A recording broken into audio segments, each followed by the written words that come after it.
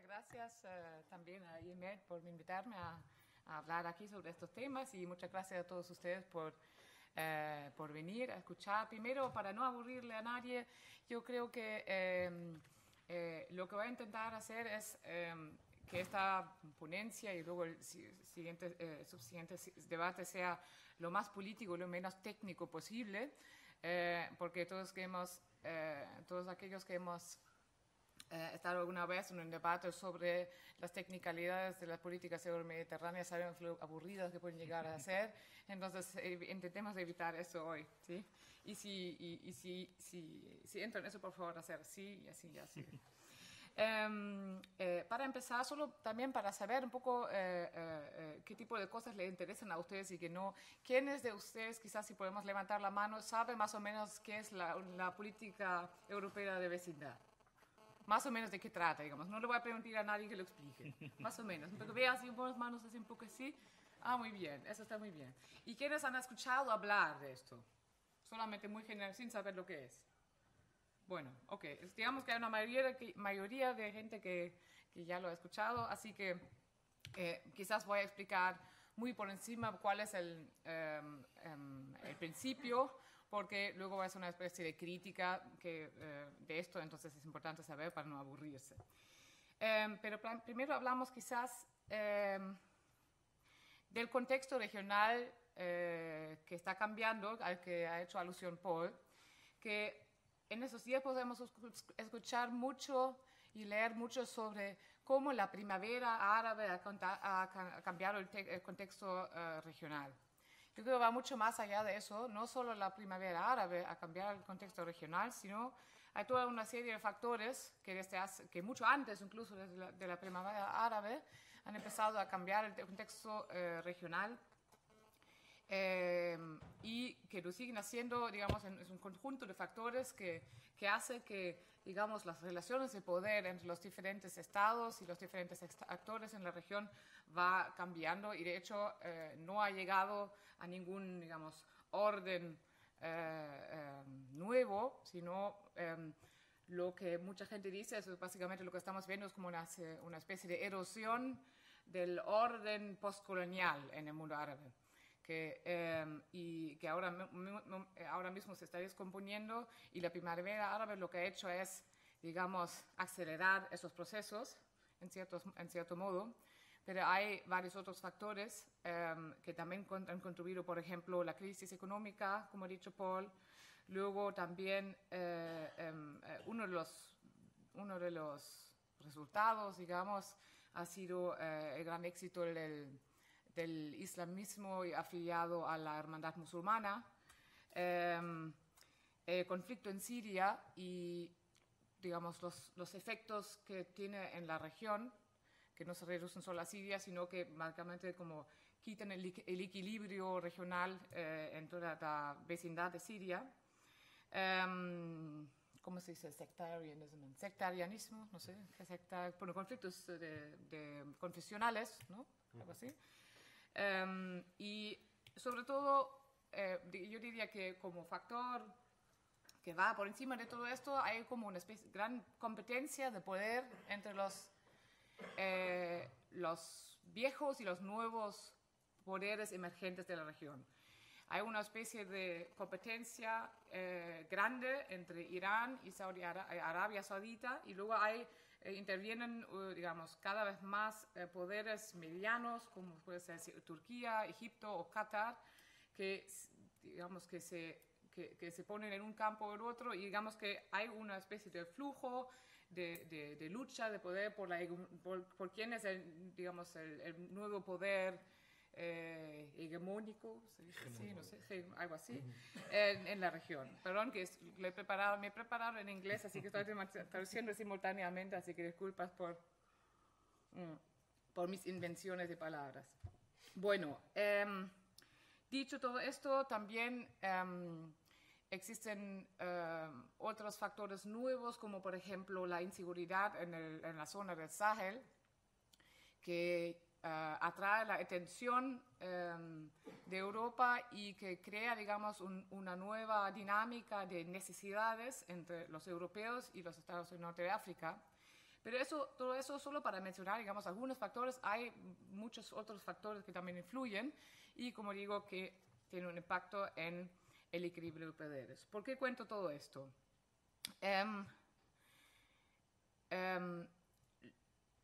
Cuando la Unión Europea ha diseñado su llamada respuesta a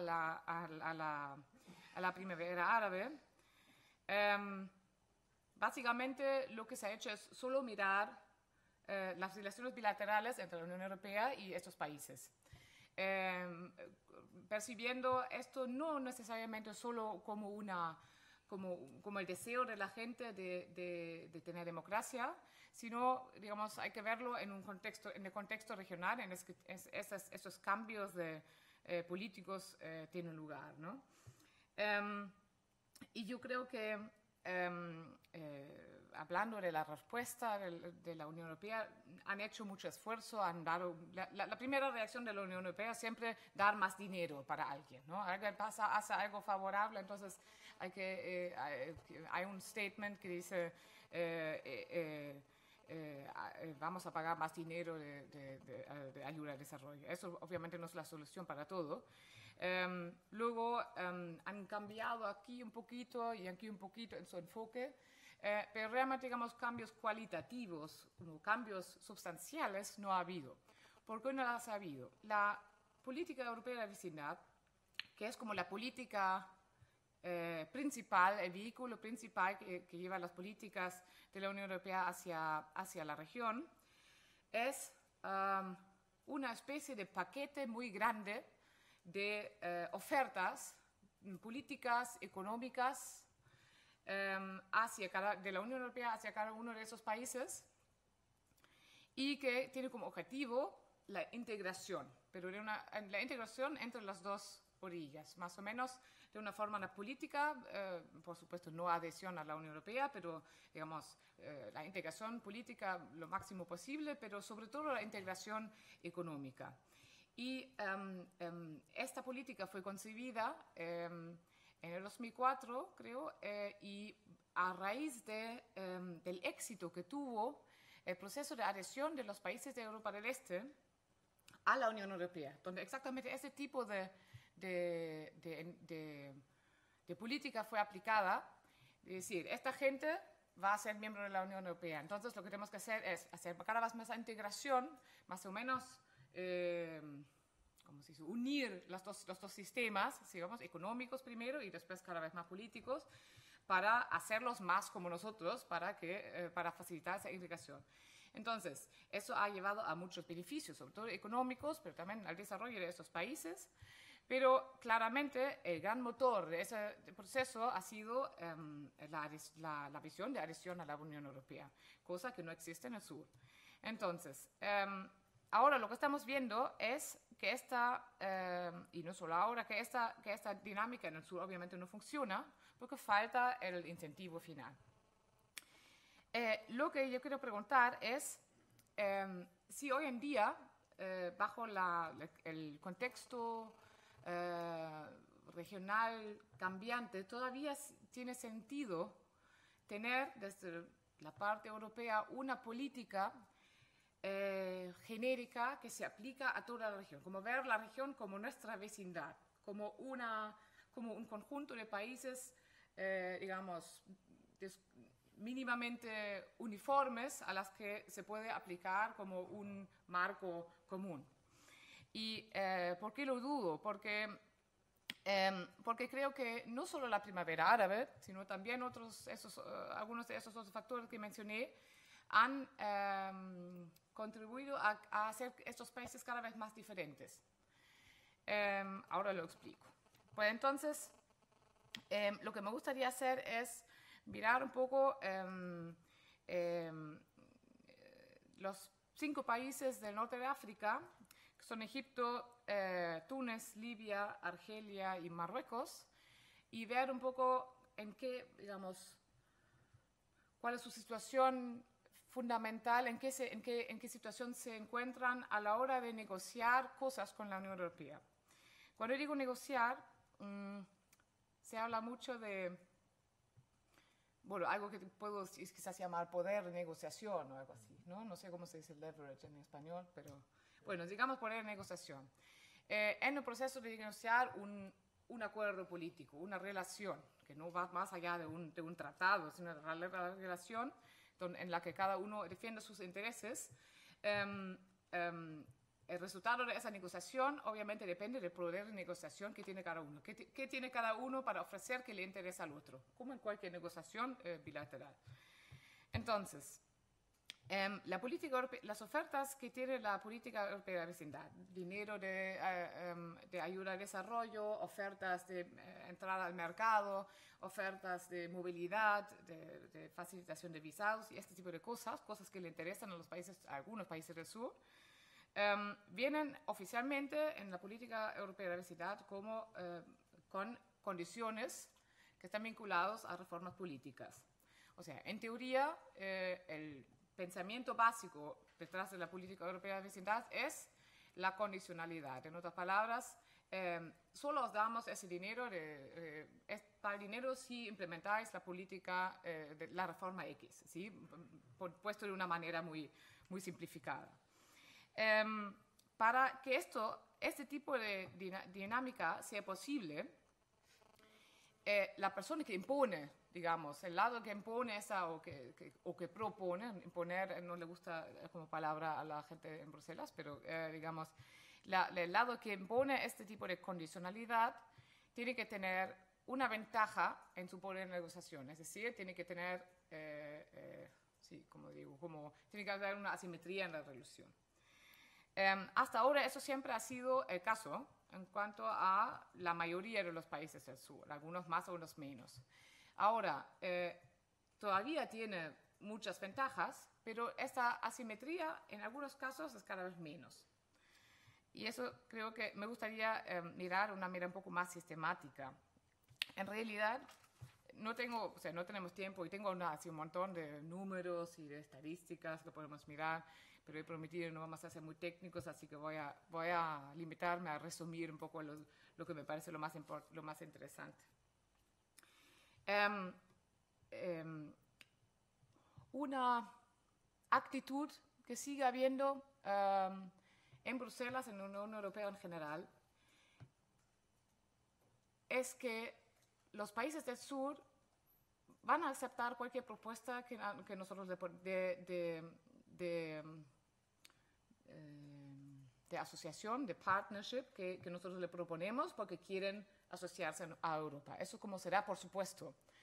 Antes, eso es como, claro, por supuesto, surge de una historia larga de hegemonía europea, digamos, en la región y también de nuestro poder económico, sobre todo, que es del que claramente dependen los países del sur. Pero nuestro poder político, digamos, nuestra influencia en la región en general va disminuyendo a la medida de que haya otros actores a la hora de la globalización, hay otros actores que intervienen, que tienen propuestas alternativas, que ofrecen cosas quizás que son más interesantes para esos países. Entonces, antes no había alternativas, ahora empieza a haberlas. Entonces, yo creo que tenemos que cuestionar un poco esa actitud de que somos nosotros los que dictamos las condiciones. Entonces, miremos un poco a los hechos. Yo creo que a la hora de evaluar cuál es el poder de negociación que nosotros tenemos con respecto a cada país, se puede mirar factores económicos que determinan la dependencia económica que hay o la interdependencia económica y factores políticos. Yo creo que en cuanto a la dependencia económica, hace falta poco, o sea, realmente no hace casi falta mirar muchos números porque queda clarísimo que ahora mismo prácticamente todos esos países son de una u otra manera dependientes del mercado común europeo.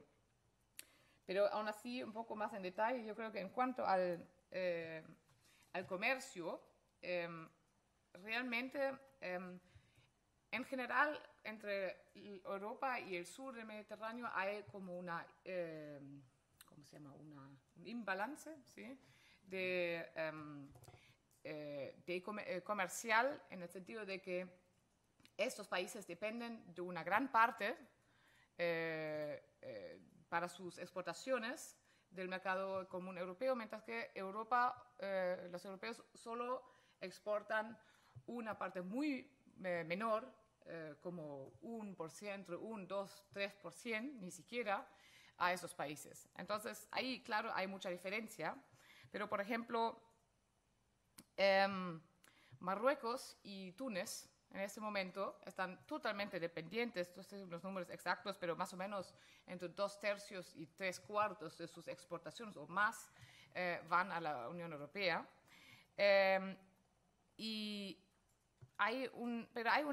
Pero con los otros países es un poco más diferenciado, porque Egipto, por ejemplo, no está tan bien, tiene como creo que 34, 35%, así como 1/3 de sus exportaciones va a la Unión Europea, pero el resto va a otras partes. Cada vez hay por ejemplo, mucho comercio con Asia ahora, y con otros diferentes actores, con países árabes. Y en el caso de Argelia y Libia, también hay una clara dependencia al mercado europeo, pero ahí, ojo, porque hay que mirar también qué tipo de productos se están exportando. En el caso de Argelia y Libia son petróleo y gas natural. Y ahí, si bien ellos dependen, entre comillas, de nuestro mercado,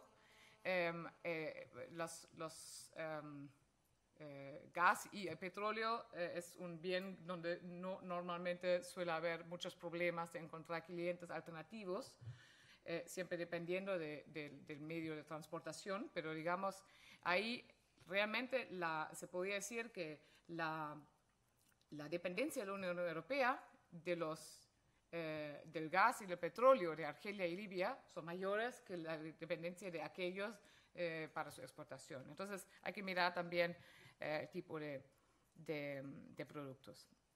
Luego otro factor económico, así que ahí vemos que hay bastante diferencia en cuanto a la supuesta dependencia de esos países.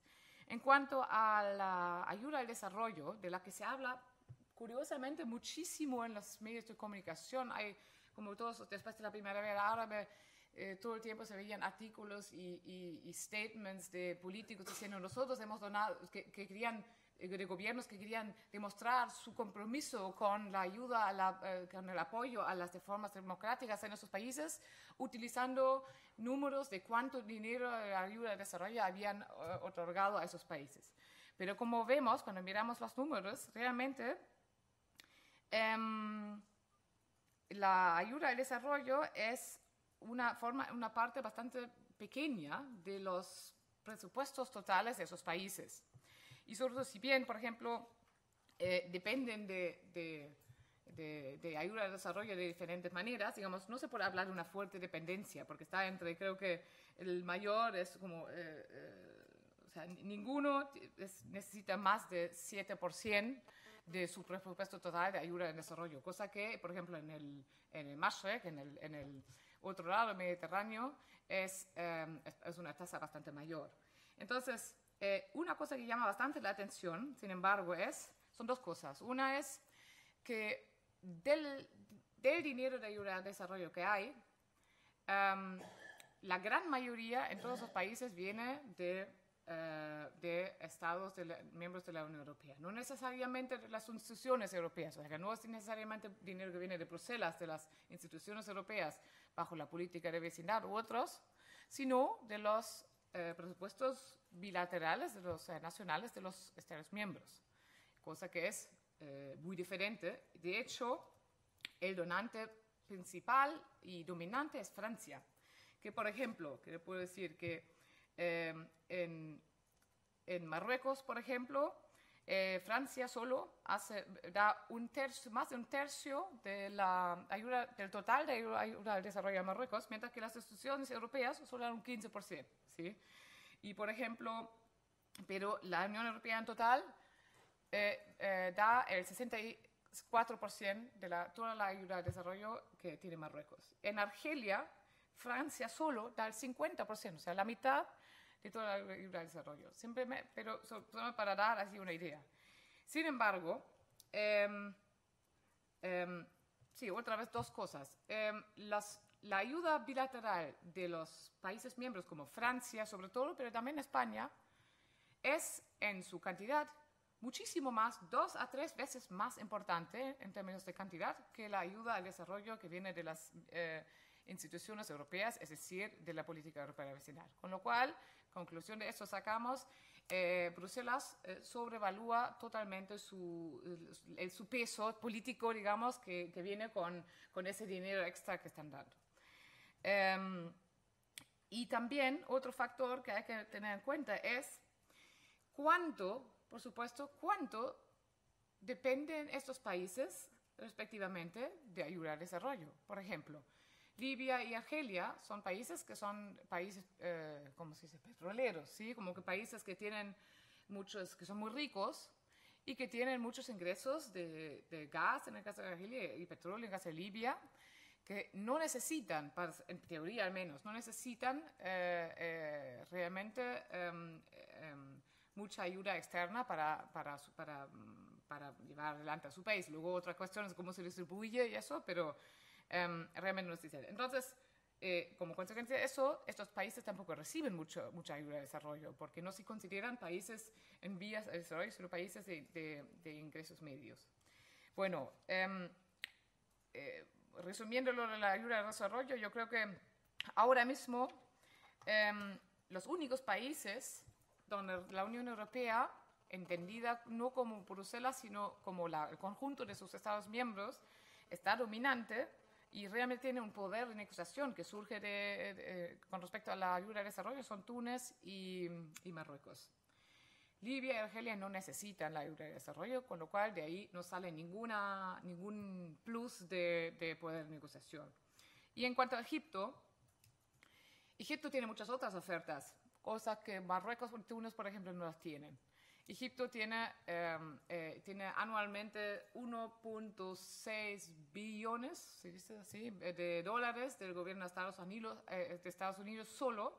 Y ahora después, desde que los hermanos musulmanes están en poder, también tiene bastante más ayuda financiera de los países del Golfo.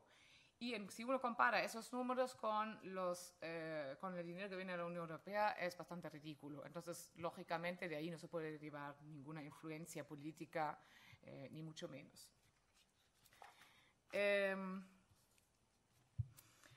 Sí.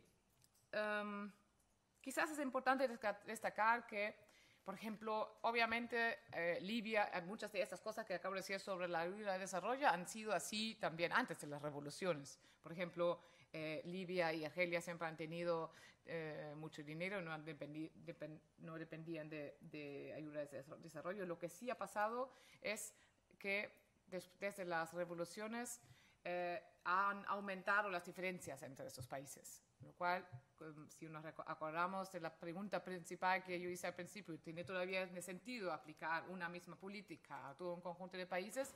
Pues cada vez menos en ese sentido. Otro factor económico son las inversiones. Y ahí es un poco problemático de nombrar la inversión extranjera indirecta como un factor de, digamos, poder de negociación, dado que no son necesariamente los gobiernos que hacen las inversiones y que el gobierno no tiene, digamos, mando directo sobre las inversiones de sus empresas. Sin embargo, existen mecanismos de animar inversiones y facilitarlas, ¿no?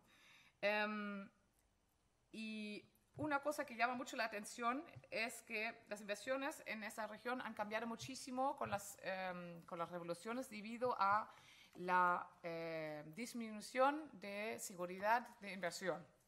Claro, en un país donde hay revolución, nadie quiere invertir o la gente saca sus inversiones. Por ejemplo, si miramos, por ejemplo, los cambios en la inversión directa extranjera nueva en la región entre 2010 y 2011, en Argelia eso ha disminuido un 17%, En Libia un 89%, en Túnez un 68% y en Egipto un 108%. O sea, hay toda una curva así. Sin embargo, en Marruecos, curiosamente, ha aumentado la inversión por un 103%. Vemos claramente que en Marruecos no ha habido revolución, entonces de cierto modo se han beneficiado de la inseguridad que ha habido en el resto de la región y se han movido las inversiones en cierto modo hacia Marruecos.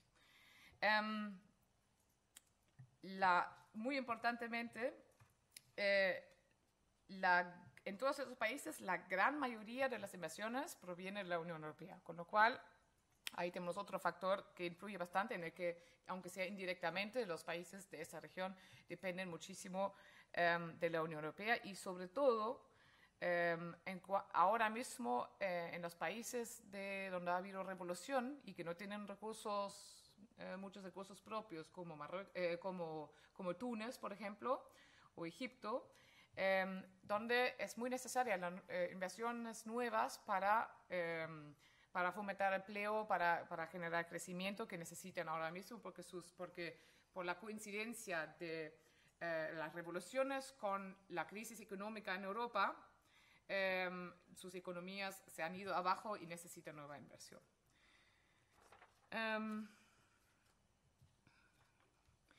Y en cuanto a la inversión directa, yo creo que ahí otra vez vemos muy claramente que no es Bruselas, sino que son unos pocos Estados miembros de la Unión Europea. En este caso, en Egipto es el Reino Unido que tiene casi 3/4 de las inversiones que ya existen en el país, vienen del Reino Unido. En Marruecos es Francia el predominante y en Túnez Francia e Italia, del que provienen la mayoría de las inversiones. Entonces, por un lado, obviamente esos países tienen a través de estos números una influencia mayor en esos países, pero por otro lado, también significa que estos países probablemente van a querer apoyar políticas de estabilidad, digamos, en esos países para defender sus intereses. No tienen interés en que haya mucha revolución y van a intentar mantener, digamos, mantener la estabilidad política por cualquier coste. Es más probable porque tienen muchos intereses involucrados.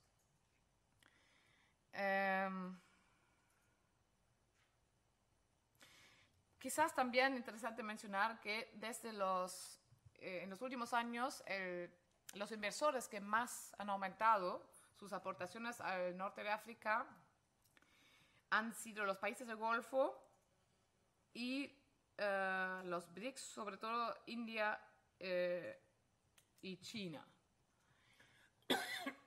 Y eso, digamos, si bien todavía no son en términos de números, no le quitan a los europeos el primer puesto de influencia, el crecimiento es de una tal magnitud que puede ser un indicador de cómo pueden desarrollarse las cosas en el futuro. Bueno, pasando a la parte política, quizás solo para mencionar también que otros factores, bueno, hay muchos factores que influyen, digamos, el poder de negociación, poder de influencia sobre económico. También otro factor importante es el dinero que mandan los norteafricanos que trabajan en Europa, que es en cuanto a cantidad, más o menos lo mismo, el mismo porcentaje que la ayuda al desarrollo en los presupuestos, o sea, en el GDP del país. No sé. Entonces, yo me sorprendí cuando vi estos números porque es muy grande esos números. Y ahí también vemos que, por ejemplo, en Marruecos este porcentaje son 7% del GDP, en Túnez son 5%, Egipto también 5%, mientras que en Argelia solo son 1.5% y en Libia 0%. O sea que solamente Túnez, Marruecos y Egipto dependen de este tipo de pagos. Y también hay mucha diferencia entre los países con respecto al turismo, porque solo Egipto, Marruecos y Túnez dependen para su economía del turismo, y la gran mayoría de los turistas han venido lógicamente desde Europa, y con las revoluciones tienen un problema, porque, por ejemplo, en Egipto el turismo es responsable de casi el 12% de su GDP. ¿Cómo se dice GDP en español? ¿Cómo? El PIB. PIB, sí, ahí. Y en Marruecos 10%, así que es bastante. Y si vemos otra vez el cambio del 2010 hasta el 2011, en Egipto ha habido una disminución de 32% del turismo, en Túnez 31%, y en Marruecos otra vez, igual que hemos visto en la inversión, Marruecos ha tenido un plus de 7.5%. Eso es decir, en los países revolucionarios se ha disminuido, y Marruecos se ha indirectamente, tampoco se benefició demasiado porque digamos, es normal que haya un crecimiento en el año anterior fue mayor, pero aún así vemos que aumentan las diferencias entre los países. Sí, entonces digamos, resumiendo el tema de la dependencia económica, si se puede decir así, quizá podemos decir que en este momento, en todos los campos que hemos visto, existe digamos, un papel muy dominante de los países miembros de la Unión Europea, no necesariamente de Bruselas, pero a la vez esta dependencia varía muchísimo entre los países del sur del Mediterráneo y del sector. Entonces, no se puede dar, por supuesto, que existe una dependencia económica de la que se puede llevar algún tipo de presión para la reforma política. Ahora terminamos las cosas que podemos medir y hablamos de las cosas que son un poco más complejas, pero quizás más interesantes todavía, pienso, que es dependencia política. Ahora, eso es un término muy subjetivo, ¿no? Como que cosas que no se pueden medir. Yo creo que, pero realmente muchas veces es más importante que a la hora de negociar y de obtener ventajas en una relación bilateral.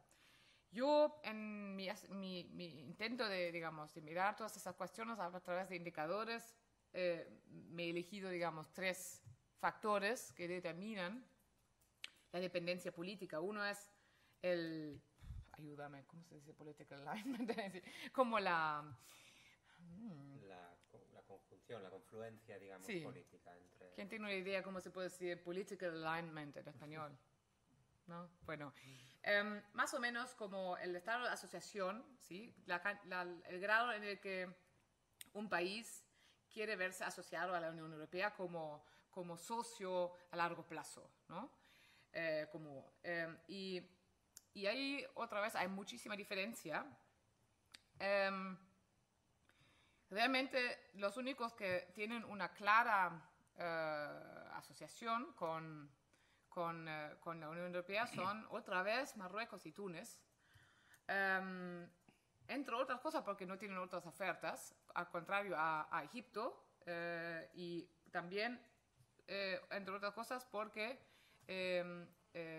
no tienen suficientes recursos propios y tampoco tienen suficiente peso político como para defenderse solos, digamos. Entonces, necesitan, digamos, este tipo de...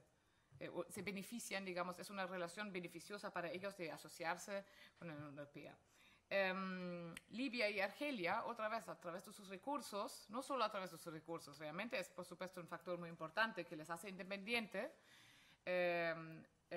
pero también por su trayectoria política, de un, digamos, relativo al aislamiento, no les ha interesado mucho el tema de la política europea de vecindad. Desde siempre no se han interesado. Hay muchas cosas que hay, muchos intereses que hay en común, como por ejemplo el libre comercio, el comercio de energía y estas cosas, incluso seguridad, pero digamos, no se ve muy claro cuál es el incentivo para países como Bolivia y Argelia de suscribirse a una oferta así tan grande de integración fundamental en todos los ámbitos con la Unión Europea. ¿Cuál es el interés? ¿Por qué? Porque eso no solo supone ventajas, esto supone mucho trabajo para esos países. La Unión Europea lo que quiere es, lo que ofrece es una asimilación de toda la legislación, básicamente, y eso supone una carga administrativa y legislativa enorme para esos países. Imagínense ahí estos países que están en vías de transición, que tienen otros problemas, que los gobiernos tienen que satisfacer las demandas de la gente que quieren pan, que quieren trabajo, ¿no? que necesitan crecimiento, y los políticos se pelean entre sí, entre el curso de la dirección que quiere tomar el país, cómo quieren escribir la constitución y ese tipo de cuestiones básicas. Y ahí viene la Unión Europea y dice, ven aquí tienes todas mis leyes, por favor las puedes adaptar es totalmente descabellado en cierto modo, ¿no? Entonces, o digamos que es descabellado siempre cuando no hay, para toda esa carga, no hay suficientes incentivos que lo justifican. Y esto no es el caso en todos los países, como he dicho, solo es el caso actualmente en Marruecos y en Túnez. En Libia y Argelia no es el caso, claramente, lo cual explica el rechazo por parte de estos países, o digamos, la falta de interés realmente de adherir a la política europea de vecindad. Ahora Argelia ha cambiado un poco de opinión. ¿Por qué? Yo creo que, bueno, ahí hay diferentes teorías. Después de la primavera árabe hay dos cosas importantes que cambian para Argelia. Uno es que es uno de los pocos países donde no ha habido nada de reformas, básicamente. Entonces hay mucha presión del interior, están como muy vulnerables el gobierno y intentan, digamos, hay presión desde el interior. También hay presión del exterior, porque si de repente si uno está rodeado por otras dictaduras iguales que uno mismo, es otra cuestión que si uno está rodeado por países revolucionarios donde la gente aspira a la democracia. Entonces hay como se quedan cortos de aliados, con lo cual se orientan quizás un poco más hacia el norte, y de ahí surge una especie de mayor atractividad de aliarse con la Unión Europea, pero que no necesariamente es una señal de mayor interés por la política de vecindad o por sus incentivos, sino porque tienen que anclarse en algún lado. Pero bueno, también es moderado hasta ahora, así que no vamos a exagerar ese punto tampoco. Y en cuanto a Egipto, Egipto básicamente tiene un socio alternativo, que son los Estados Unidos. Todas las aportaciones, tanto políticas, de solidaridad y financieras de Estados Unidos, son varias veces mayores que cualquiera que pueda hacer la Unión Europea, con lo cual ya está más o menos todo dicho. Luego también, ahora después de la primavera árabe, como he dicho, Egipto tiene cada vez, digamos, es muy interesante como aliado para varios actores en la región, cosa con la cual, digamos, la Unión Europea realmente no tiene no está ofreciendo muchas cosas nuevas que ahora le pueden ser interesantes para Egipto. De hecho, Egipto ha sido ofrecido, digamos, un acuerdo, ¿cómo se dice? Un acuerdo muy amplio de libre comercio, y dicen, no, lo que queremos son darnos inversiones, o sea que necesitamos crecimiento ahora, no necesitamos ahora adoptar todas vuestras leyes para tener crecimiento en 15 años, ¿no? Entonces, bueno, he dicho que voy a mirar 3 factores de dependencia política. Uno es digamos, lo que llamaría la asociación general. Luego, un tema que ya hemos tocado, que es la energía. Como sabemos, la seguridad de energía para la Unión Europea es un tema muy importante. No desde un punto de vista comercial, sino político. y la dependencia de la Unión Europea, como consume mucha energía, está aumentando para todos los, digamos, hidrocarbonos, aunque hay como planes de reducir el consumo y de reducir la dependencia de energía de sus vecinos, sobre todo no solo hacia el sur, sino también hacia el este, sobre todo cuando leemos sobre las relaciones entre la Unión Europea y Rusia, que está básicamente dominada por la dependencia de los europeos de la energía rusa, que hace la relación bilateral muy difícil, ¿no? Pero en el sur también existen dinámicas así. En la Unión Europea actualmente está importando 84% de su petróleo y el 64% de su gas natural, lo cual lo hace el importador más grande de estos hidrocarburos en el mundo. Entonces, si bien, como he dicho, existen planes de reducir esa dependencia, esto tarda bastante tiempo, con lo cual podemos suponer que esa dependencia va a existir por un tiempo. Lo interesante es que, bueno, básicamente los únicos países en el sur que producen estos petróleo y gas son Argelia y Libia. Argelia sobre todo gas, Libia sobre todo petróleo. Un poco Egipto, aunque Egipto lo maneja un poco diferente y realmente también importa más de lo que exporta. Así que vamos a dejar Egipto de lado. Argelia y Libia, yo creo que Argelia actualmente proporciona el 14 o 15% de todo el gas que se consume en la Unión Europea, aunque hay que ver que la dependencia de los diferentes países miembros de la Unión Europea de estos recursos es también muy diferente. Y los países del sur, o sea, los países europeos del Mediterráneo son los que más dependen. Italia, Francia y creo que España y Alemania incluso. Sí, Alemania de hecho casi tanto como España. Con lo cual tenemos ahí unos pocos países, solamente son los países más grandes de la Unión Europea, que consumen más energía, con lo cual necesitan más y eso aumenta su dependencia política. Hay que decir también que muchas veces se ve este asunto de energía como una cosa, nosotros dependemos de ellos. No es solamente así, sino también, por ejemplo, ahora en Libia, donde ha habido revolución, se ha parado durante el año de guerra civil, se ha parado la producción prácticamente de petróleo y incluso después del restablecimiento de paz en Libia, hay un problema de seguridad muy grande. Bueno, en parte lo hemos visto, hay esa crisis en Argelia donde se han captado trabajadores de una planta no sé si de gas o petróleo, es gas.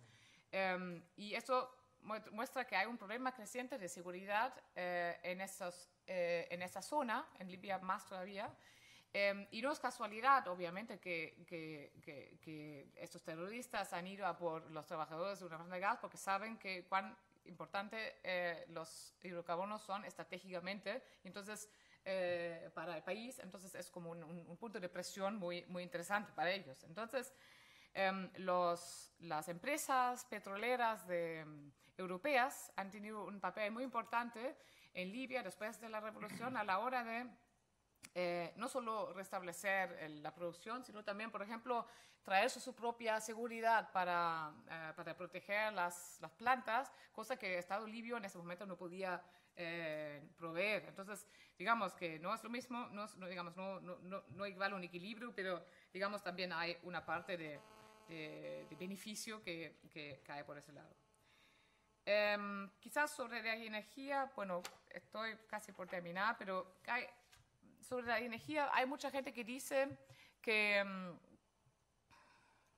no, yo creo que eso podemos hablar, pero vamos a terminar con esa parte de dependencia política. Un último factor en este apartado yo creo que es el tema de la seguridad, las alianzas de seguridad,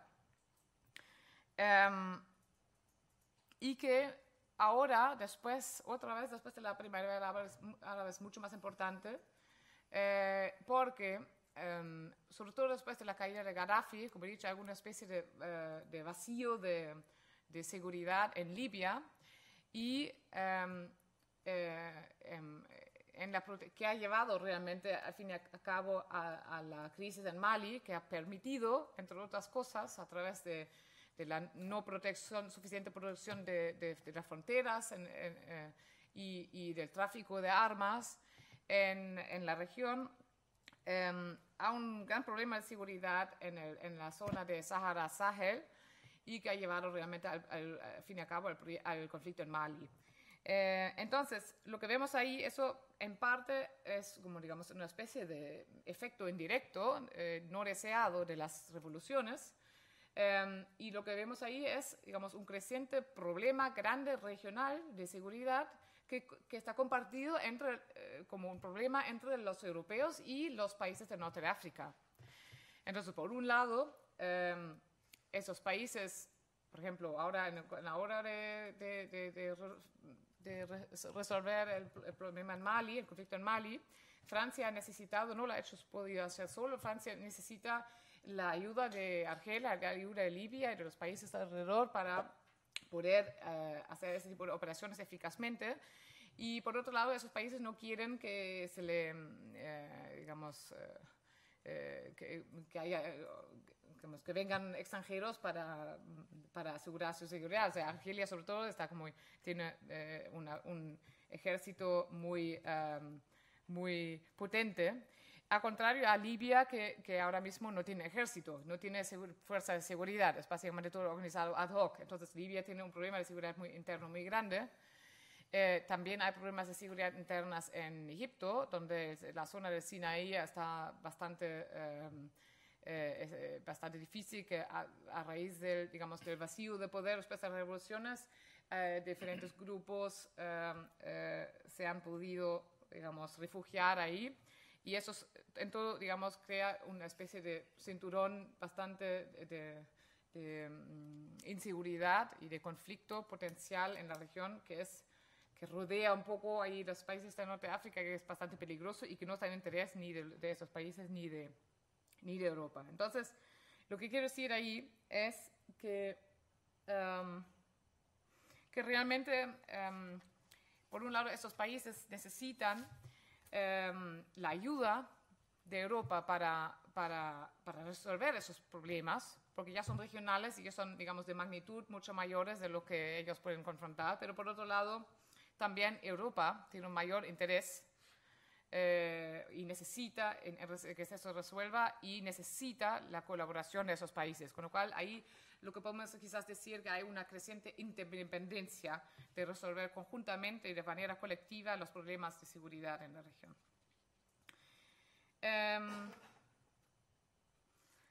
Yo creo que sí. Resumiendo, realmente de toda esa evaluación, yo lo que he intentado, digamos, un poco la conclusión de sacar, como de agrupar esos países como en 3 diferentes tipos. El tipo 1 es lo que yo llamé como los satélites. Quiero decir que es como, con eso quiero decir como los países que tienen una clara afiliación, asociación a la Unión Europea, una clara elección de asociación con la Unión Europea, que dependen económicamente y políticamente de la Unión Europea o de sus Estados miembros. Siempre recordemos que realmente los que realmente tienen el poder de cambiar algo son los Estados miembros, no es la política de vecindad europea ni la gente en Bruselas. Sobre todo, y esos países no tienen suficientes recursos propios como para independizarse, digamos, y no tienen ofertas alternativas digamos, grandes. Entonces, para este tipo de países, las políticas de Bruselas pueden funcionar muy bien. Este tipo de países fue el tipo de países para los cuales esa política fue concebida. Para todos los demás países no puede funcionar. Ahora le digo por qué. Porque el segundo tipo son países como Argelia y Libia, que son independientes financieramente de la Unión Europea y como tal también, en cierto modo, políticamente, sobre todo porque, por el factor de energía que está en ambos países y que hace, en cierto modo, la Unión Europea y los países de la Unión Europea más, o al menos tan dependientes de ellos como al revés, y que hace que estos países realmente no tienen razones, no tienen incentivos como para querer sumergirse en las estructuras de la Unión Europea. Y como el tercer tipo, digamos, Egipto está como aparte. Egipto es un país que yo diría como el del grupo de los intocables, de los cuales hay varios países en el otro extremo del Mediterráneo, pero digamos, intocable en el sentido de que su importancia geoestratégica, política en la región es tan grande que realmente no importa cuán dependiente o cuánto pueda llegar a necesitar el dinero o el comercio de la Unión Europea, porque realmente siempre va a haber una asimetría favorable para ellos en sus relaciones con la Unión Europea. Muy concretamente hablando, la importancia de Egipto para todo el equilibrio de seguridad en la región pesa más que cualquier otra cosa que la Unión Europea puede o ofrecer o amenazar. Con lo cual, y eso lo saben los dos, entonces realmente no, en relación a ese país tampoco puede funcionar una política basada en condicionalidad. Sí, y yo creo que, supongo que de ahí surgirá un buen debate quizás. Resumiendo, decir que lo que preguntaron al principio, ¿tiene sentido aplicar una política uniforme a esos países? A mí me parece que no, porque como vemos son países que tienen características muy diferentes y salvo en Egipto, salvo en Túnez y en Marruecos, realmente no hay margen, no hay sustancia sobre la cual se puede basar una política basada en condicionalidad. Con lo cual yo creo que esto va a desaparecer simplemente con la práctica, porque si se insiste en proclamar ese tipo de políticas, va a desaparecer en la nada en algún momento, a no ser que esto se convierte en una cosa más dinámica, que da más margen para esos países de elegir no solamente un paquete grande, sino elegir los intereses y las cosas que les interesan, pero puntualmente, y tener como más una especie de red de cooperación ad hoc sobre intereses específicos. Y bueno, yo creo que a partir de ahí, sin alguna pregunta, muchas gracias por su atención. Bueno.